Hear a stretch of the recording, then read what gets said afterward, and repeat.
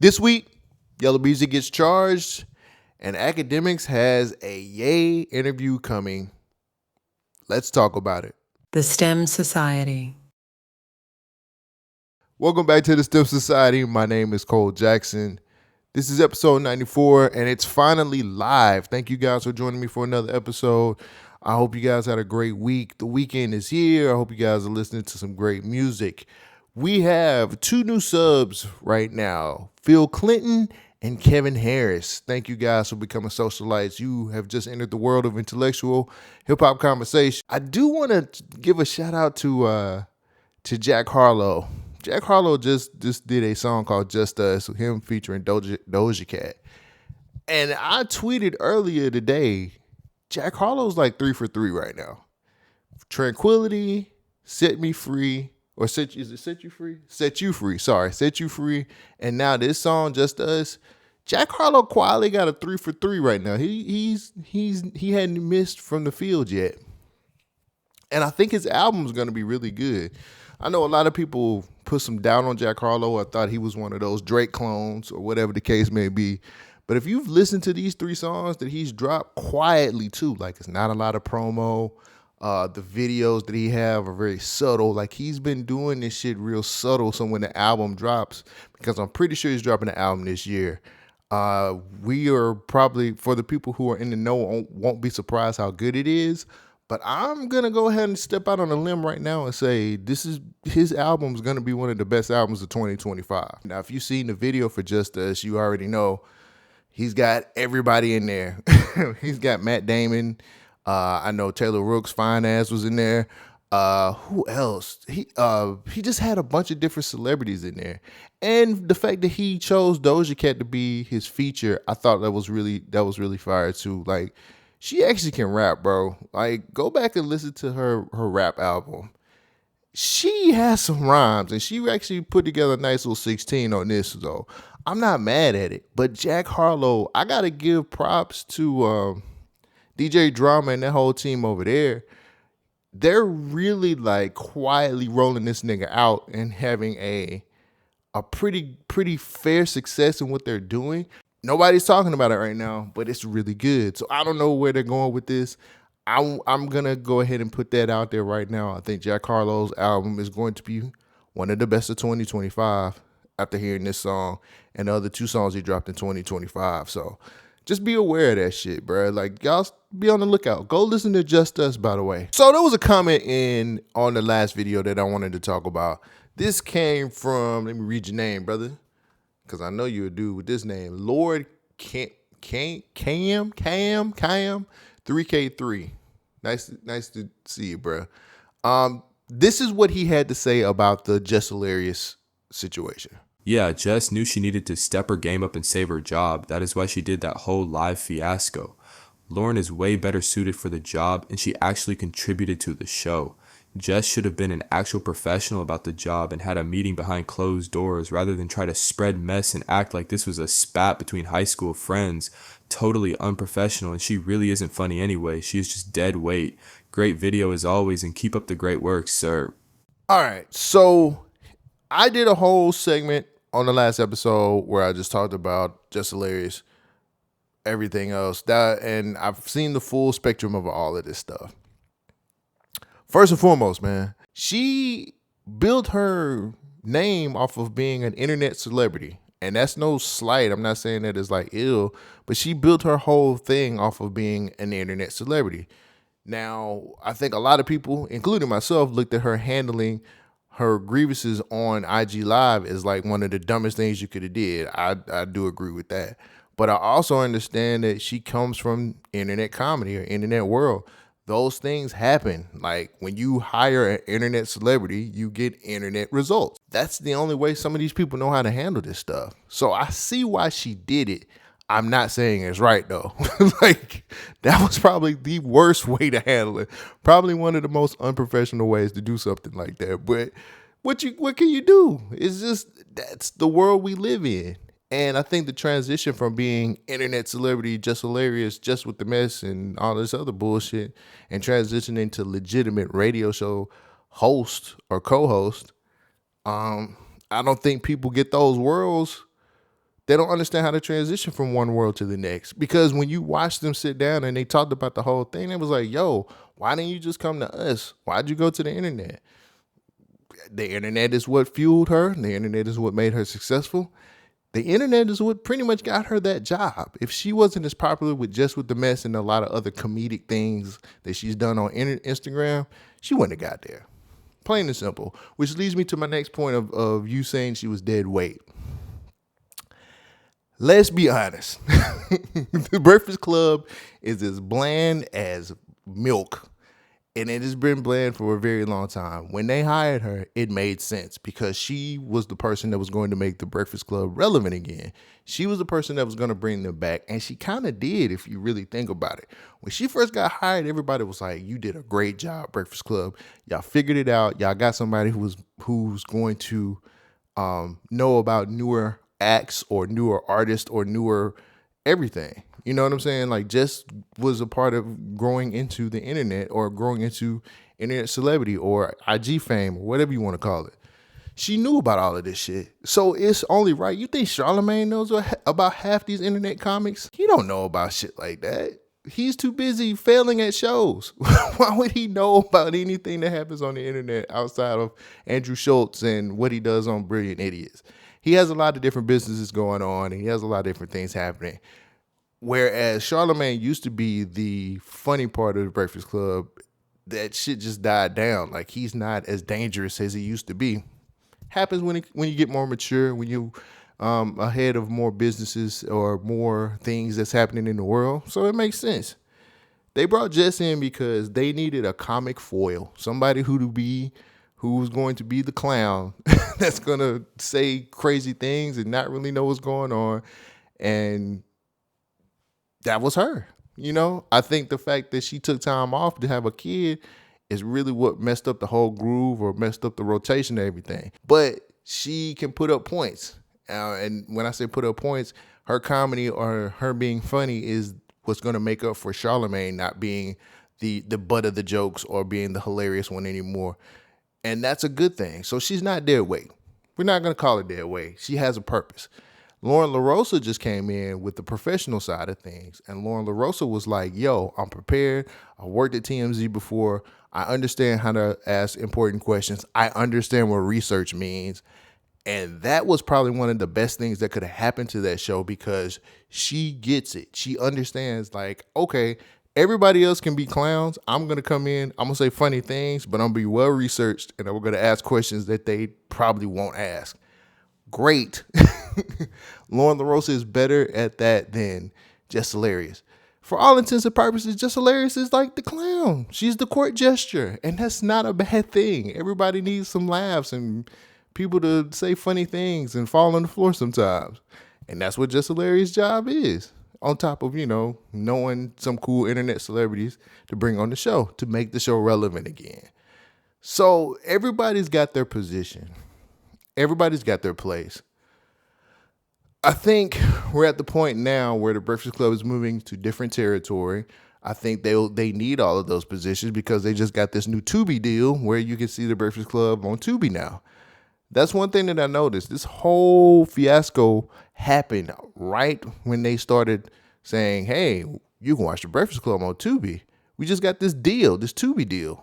So now you can watch us. It's just very interesting how all of this mess happened right when they started announcing that the Tubi deal dropped. Conspiracy brain of mine is saying maybe this was set up for that reason and that reason alone because they were kind of floundering a bit and they needed something they needed a hot topic to get everybody talking, to get people to go to Tubi and watch what's going on over there. Coincidence? I don't think so. I think it's great marketing. I think they figured out how to find something to use to their advantage to get more people to watch. That's just my thoughts. You might think different. In closing, everybody has their own part to play in the Breakfast Club and what they're doing now. So I don't think anybody is dead weight. I think they just needed some type of controversy or something to have people talking. This was perfect for what they needed, especially with them having a Tubi deal in place. It just makes a lot of sense to handle it that way. Because ain't no way somebody going to get on IG Live, talk all that shit that they was talking, and then pop up the next day for work. Music news. So it looks like the cops have been busy this week dealing with rappers. It seems like these niggas are getting out of hand. Let's start off with the story about Yella Beezy. Yella Beezy got picked up. His real name, Marquise Conway. He's been charged with capital murder for allegedly orchestrating the death of Mo 3. When I first heard this news, I thought it was fucking insane. I did not know that these two had a problem like that. So apparently, they're saying that he had a lot to do with orchestrating the killing of Mo 3. If you don't remember that Mo 3 was killed on the interstate, it was a hit, and it was one of the saddest murders that we had seen in a while. So both rappers were big time. They were prominent in the Dallas rap scene. And apparently they had a problem with each other. They exchanged diss tracks. They had actually went back and forth on social media before. There were things said between both of these two that had friction. And apparently it just got too much. And apparently, allegedly, Yella Beezy set up something to get Mo 3 killed. Now, they had asked Mo 3 about this whole thing, about the beef, and he had said that it was nothing. It wasn't anything big, and kind of let it go. That whole shit with Drake and Kendrick, that was just a rap battle. Know the difference. These two niggas clearly did not like each other, and it was a situation where it got too far and things got too big, and this is what we get. We've seen it with Dolph. We've seen it with a lot of different people where the street shit the street shit usually overcomes what the music is about. That's one thing that I love and hate about hip hop. When street politics get into music, bro, like that's when everything kind of gets crazy. No one should lose their life over this shit. Just being honest, y'all. Nobody should lose their life over this shit. And clearly, whatever happened between these two, because there's not a lot of things that I found, only just exchanges back and forth. I don't live in Texas. I ain't from Texas, so I don't know how personal it got. I don't know if these two seen each other in the streets or in the club or anything like that, but clearly things elevated to a point of no return. And it looks like Yella Beezy had a situation where he felt like he had to take Mo 3 out, which is a shame because it should never get that far. It should never get that far when it comes to hip hop, when it comes to music. So Yella Beezy, he was formally indicted by Dallas County on capital murder. Now, here's what's a weird thing that I don't understand. They said that they didn't have enough, they had just enough to be able to arrest him on this. I don't get that. I don't understand how that works. How can you have just enough to arrest him on something so heavy? Because they're saying if he gets charged with this, he's got life. He's getting life. If everything falls in place as far as like the court system is concerned, he's going to jail for life. I find it strange that they found all of this stuff, them able to arrest him 4 or 5 years later. If you don't remember, Mo 3 died in 2020. So how is it that all of a sudden they put all of these pieces together to be able to arrest Yella Beezy? I'm not saying that they were wrong. I'm just saying right now in the hip hop space, it feels like they are most definitely keeping tabs on a lot of these artists and what's really going on. And that shit is crazy, bruh. Like it's wild. This man could get life off of, I don't know if somebody snitched. I don't know if he snitched on himself. Because I haven't really seen Yella Beezy do any kind of interviews here recently. I haven't seen him do any of that stuff. So where are they getting their information from? And how is it possible that they can just tie some things together all of a sudden and arrest this man 5 years later? It kind of goes into the whole thing of people getting on these podcasts and talking a lot of shit that they don't need. They telling on themselves. Now, anybody who's been watching the news also seen that a RICO charge has been going through with Big U and the Rolling 60s on all that is going on in California. I'm not covering that right now because I don't have all the details. I can only go off of bits and pieces of what I've seen, but it's way deeper than what it is, and it's going to take me a little bit longer to find out what exactly is going on with Big U, what's exactly going on with the 60s, all of this shit. So I don't want to speak on that when I don't have all of the information. But this right here and that just proves that when people do these podcasts or when people are doing a lot of things when it comes to media and kind of low-key bragging on it, Like, y'all are killing yourselves, bro. Y'all are putting yourselves out here. Van Lathan recently just posted something on his podcast where he was like, the feds are listening to podcasts. The police are listening to podcasts. And it's not just your local boys. It's not just your state boys. It's your feds. It's the DEA. It's the ATF. You go on a podcast and you say, I did this at this point. Don't matter if you don't name no names. Don't matter if you say they are filing these things, they are starring them, and they are going back and reverse working these cases and building larger conspiracies out of it. There's too many people who out here doing real gangster street shit are getting on these podcasts and they're fucking their whole careers and their lives up by just talking. And I just seen this picture with like Trap Lord Ross, Akademiks, DJ Vlad, Adam 22. It was one more guy in there, and they're like the fucking super friends of podcasters, and they're sitting up there with Whack 100, and they're doing this super podcast, and like a lot of these people have a lot to do with some of these guys going to jail or even promoting street violence between these two.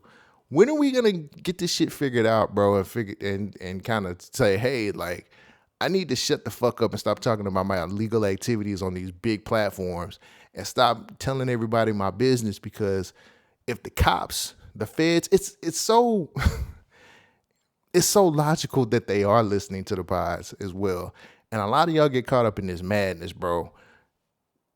Y'all got to start going to these podcasts and start talking about your music and stop talking about your illegal activities. If you're going to do illegal shit, stop snitching on yourself and telling everything. It just doesn't make a lot of sense to me. And when you got the super friends or snitches sitting around in one picture telling everybody we're locked in because these niggas look crazy. That type of shit is the shit y'all need to avoid, because those podcasters are the one that's coming up off of your name, your credibility, your street shit, all of that. They're fucking sucking you guys, pause, they're sucking you guys dry from all of the credibility that y'all have, and they're using it for monetary, to gain money, to get a bag. Don't y'all see that shit? It's crazy, man. I just want more people to be more responsible when they go on these podcasts and understand what the job is. The job is to be entertaining, but you don't need to be telling on yourself, which kind of helps me transition into what another topic that I had today, which is Akademiks promoting this Kanye West interview that he's going to be putting out pretty soon.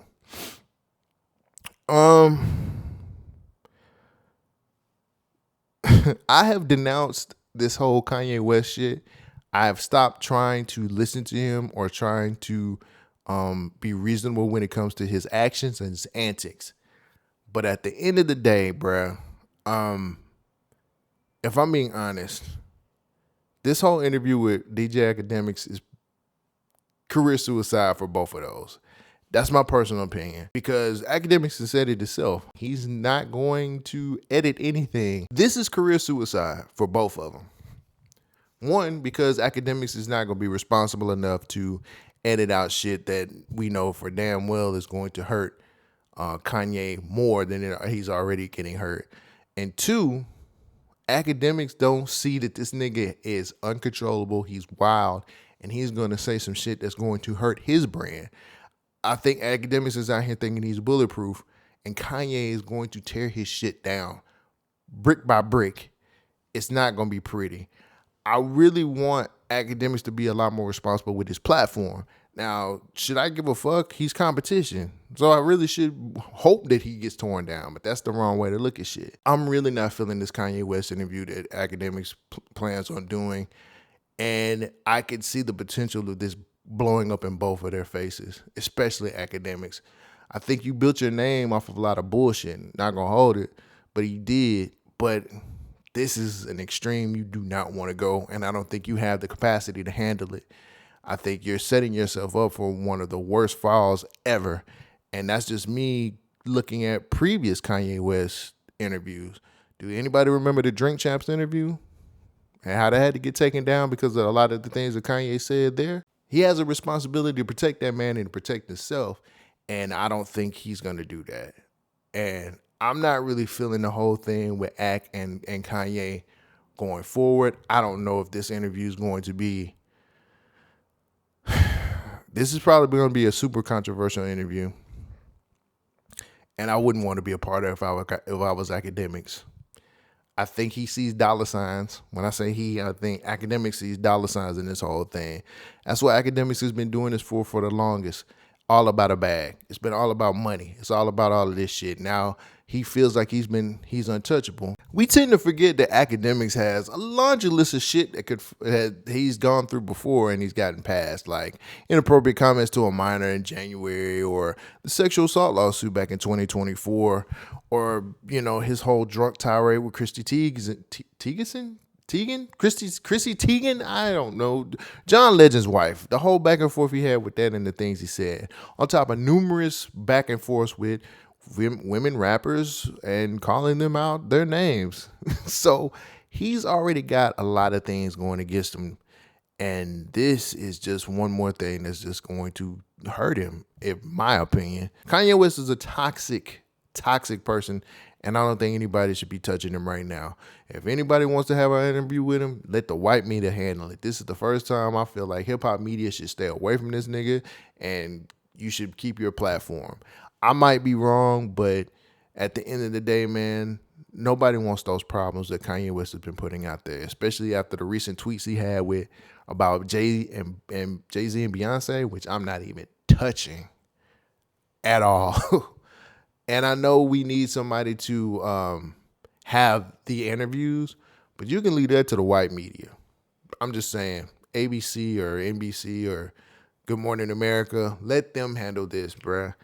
I'm just saying to you right now, Akademiks, I don't think the bag is worth sitting down with Kanye right now, because I know you think you're Teflon, bruh, but this guy is going to bring you down, and he's going to put a very big dent in what you've built. I would hope you would be smart enough to say no, but it looks like you're going to be moving forward with that on top of apparently a part 2 also. I don't know, man.